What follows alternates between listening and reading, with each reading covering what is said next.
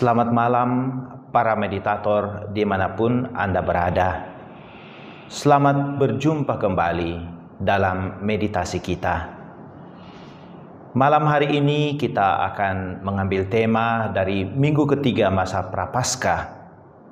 Kita akan merenungkan hal ini bersama-sama dalam kegiatan meditasi kita ini. Karena itu marilah kita mengawali perjumpaan kita ini dengan tanda kemenangan Kristus. Dalam nama Bapa dan Putra dan Roh Kudus. Amin.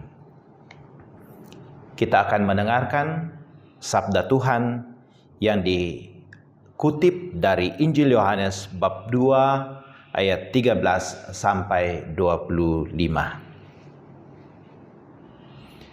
Ketika sudah dekat hari raya Paskah orang Yahudi, Yesus berangkat ke Yerusalem.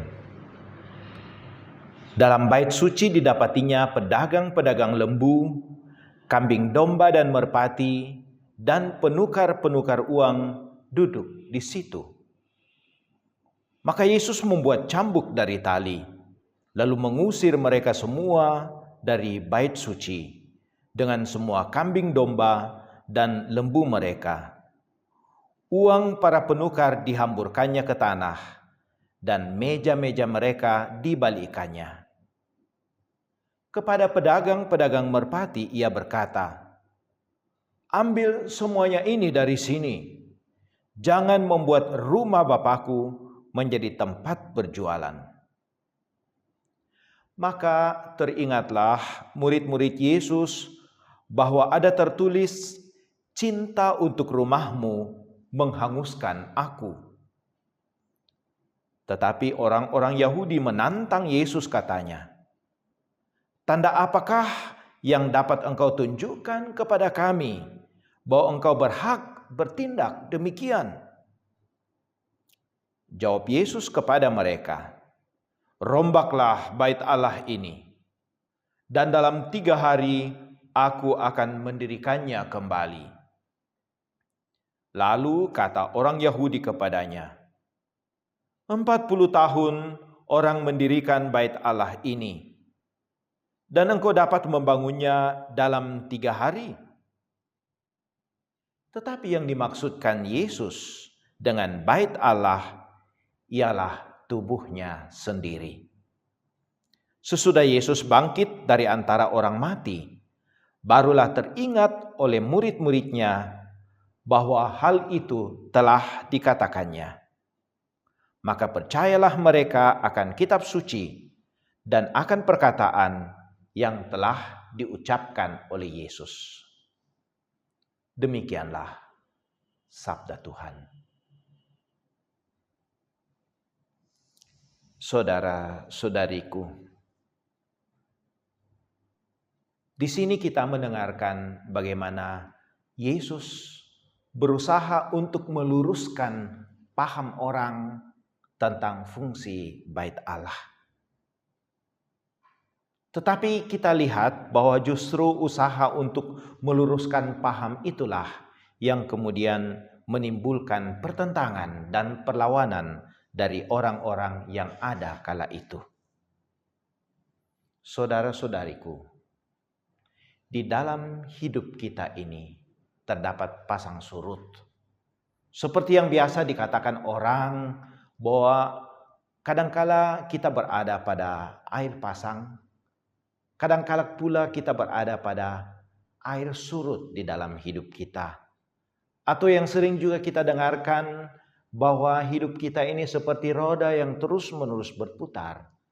Kadangkala kita berada di atas, kadangkala lagi kita berada di bawah.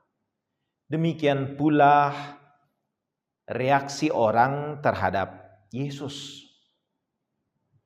Ada saatnya di mana Yesus disambut dengan penuh semangat di mana-mana. Ada saatnya di mana Yesus diterima dengan penuh keterbukaan di mana-mana. Ada saatnya di mana orang datang kepada Yesus dan memohon kepada Yesus agar Yesus bertindak, menyelamatkan mereka, menyembuhkan orang-orang sakit mereka, membebaskan mereka dari kuasa-kuasa kegelapan.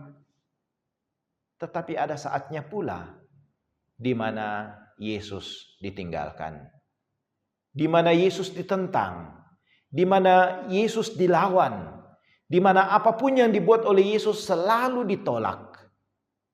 Itulah pasang surut yang juga dialami oleh Yesus. Tetapi hal itu adalah hal yang sangat biasa di dalam hidup kita. Karena kita pun kadang-kadang mengalami semangat kita seperti itu di dalam hidup beriman. Kadang-kala kita penuh semangat. Dan kadang-kadang kita merasa bahwa tidak ada hal yang dapat memisahkan kita dari cinta Kristus seperti kata Rasul Paulus. Tetapi ada pula saatnya di mana hidup beriman kita menjadi lesuh.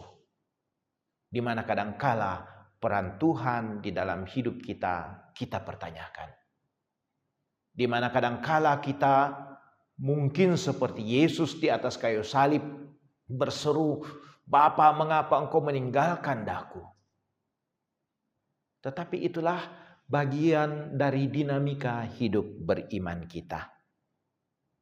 Yesus ada saat sukses dan saat di mana ia dikagumi.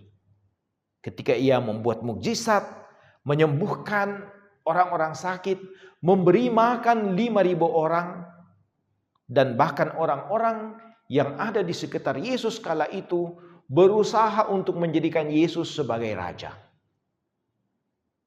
Itulah saat di mana mereka dipenuhi oleh euforia, kegembiraan menerima sang raja yang mampu membebaskan mereka dari berbagai macam ketergantungan, dari berbagai macam kungkungan, dari berbagai macam hal yang menghambat hidup mereka. Namun ada saatnya di mana dukungan itu menurun. Ketika orang mulai melihat bahwa Yesus tidak sepenuhnya merupakan pemenuhan dari harapan mereka. Dan di dalam situasi seperti itu, bukannya mereka berusaha untuk memurnikan harapan mereka, tetapi mereka berusaha untuk memaksa Yesus memenuhi harapan-harapan mereka itu. Ketika mereka mendesak Yesus untuk menjadi raja atas mereka, itu tidak lain daripada mereka mendesak Yesus supaya Yesus memenuhi hasrat dan harapan-harapan mereka. Namun dalam bacaan Injil hari ini, kita lihat ada titik balik dari harapan-harapan itu. Ketika Yesus berusaha untuk meluruskan pandangan mereka, dan dalam hal bacaan tadi, dalam konteks bacaan kita tadi, Yesus berusaha untuk meluruskan peran bait suci di dalam hidup mereka dengan mengusir para pedagang-pedagang dari bait suci. Bait suci untuk berdoa, bukan untuk berdagang. Tetapi yang mewarnai kegiatan kala itu adalah perdagangan bahan-bahan persembahan di dalam bait suci. Dan Yesus mengusir mereka dari dalam bait Allah itu. Mengapa? Karena terjadi penyalahgunaan tempat. Bait Allah yang adalah tempat berdoa, tempat tenang, tempat mendekatkan diri dengan Tuhan, menjadi tempat yang hiruk pikuk pasar, di mana terjadi transaksi dan mungkin saja terjadi penyalahgunaan untuk mendapatkan keuntungan di sana. Orang mencari keuntungan di sana. Maka tentu saja tindakan Yesus ini mengusik orang-orang yang mendapatkan keuntungan di sana. Orang-orang yang mungkin karena berkuasa mendapatkan keuntungan di sana dari penyalahgunaan tempat suci itu. Mereka terusik. Maka mereka melawan Yesus. Saudara-saudariku, perlulah kita sadari bahwa diri kita ini juga adalah bait Allah. Kita ini hidup karena roh Allah yang menghidupkan kita. Itulah sebabnya kita disebut sebagai bait Allah, tempat tinggal Allah. dan dalam arti tertentu disebut tabernakel, tempat di mana Allah bersemayam. Namun bercermin dari bacaan yang kita dengarkan hari ini, kita pun kadangkala mengacaukan bait Allah itu, menyalahgunakan bait Allah tubuh kita. Kadangkala bait Allah tubuh kita itu dikacaukan oleh segala macam kesibukan yang tidak perlu. Kadangkala pikiran kita itu dikacaukan oleh segala macam hal-hal yang merasuk ke dalam pikiran kita, yang merupakan hasrat dan damba kita, yang sebenarnya tidak kita perlukan. Kadangkala kita salah fokus dengan mencari kemasyhuran untuk diri kita sendiri, mencari kekayaan dan kekuasaan, dan tidak memfokuskan diri kita pada perjumpaan dan persekutuan dengan Tuhan. Kadangkala hati dan pikiran kita itu terlalu berisik dengan segala macam damba dan hasrat-hasrat kita, yang membuat terlalu ramainya bait Allah batin kita. Dan di dalam kebisingan seperti itu, sulitlah untuk berjumpa dengan Tuhan. Meditasi yang kita buat adalah meditasi untuk mengembalikan segala damba kita pada relnya. Meditasi yang kita buat dengan menenangkan diri kita adalah usaha untuk membersihkan bait Allah diri kita dari kebisingan-kebisingan yang tidak perlu.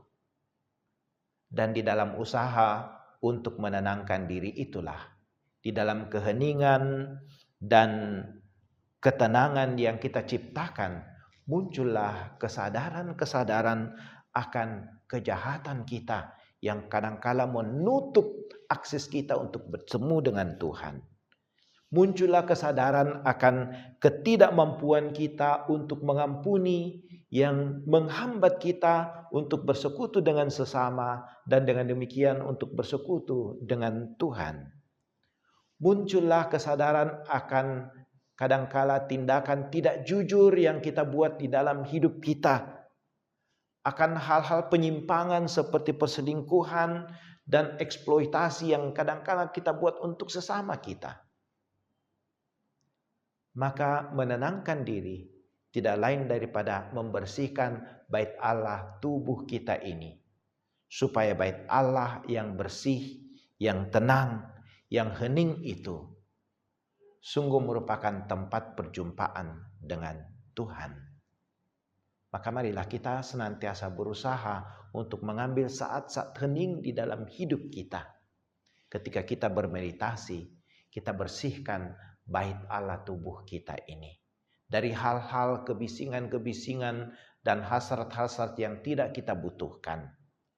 Kita fokuskan pikiran kita fokuskan hati kita pada Allah yang bertahta di dalam. Kita jumpai Dia yang senantiasa menunggu kita di kedalaman bait Allah yang Maha Kudus di lubuk batin kita. Kita masuk ke dalam lubuk batin kita, berjumpa dengan Allah yang sedang menunggu kita di sana. Marilah saat ini kita masuk dalam masa saat hening, kita masuk dalam saat meditasi. Kita berusaha untuk mendengarkan panggilan Tuhan untuk masuk ke kedalaman batin kita. Dan untuk bisa mendengarkan panggilan itu, mari sejenak kita tinggalkan segala kebisingan-kebisingan pikiran dan hasrat kita. Kita masuk ke kedalaman batin kita, mendengar Tuhan yang memanggil kita, menjumpai Dia yang bertahta di sana. Mari saat ini kita masuk ke dalam meditasi. Kita awali meditasi kita dengan berdoa.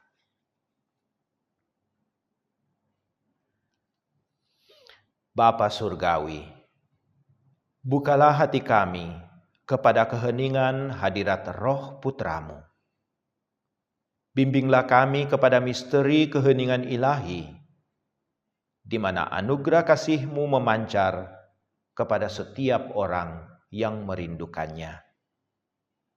Maranatha, datanglah Tuhan Yesus.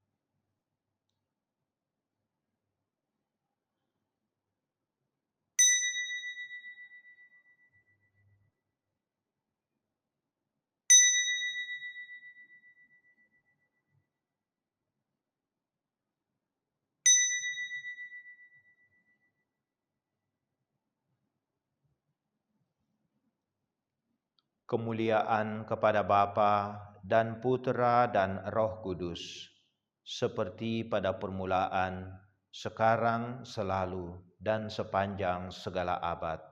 Amin. Semoga keheningan ini menjadi kekuatan untuk membuka hati kami kepada citra Allah. Sehingga dengan demikian, kami saling mengasihi, mengalami damai, berlaku adil, dan menjadi manusia yang bermartabat. Semoga keindahan kehidupan ilahi memenuhi setiap hati kami yang berdoa di sini dengan harapan dan kegembiraan.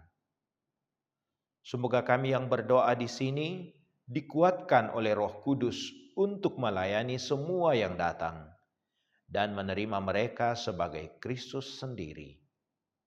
Doa yang sederhana ini kami ungkapkan dengan pengantaran Kristus Tuhan kami. Amin. Tuhan sertamu. Semoga kita sekalian, kelompok meditasi kita, dan semua orang yang kita cintai, senantiasa dibimbing, dilindungi, dan diberkati oleh Allah yang Maha Kuasa, Bapa dan Putera dan Roh Kudus. Amin.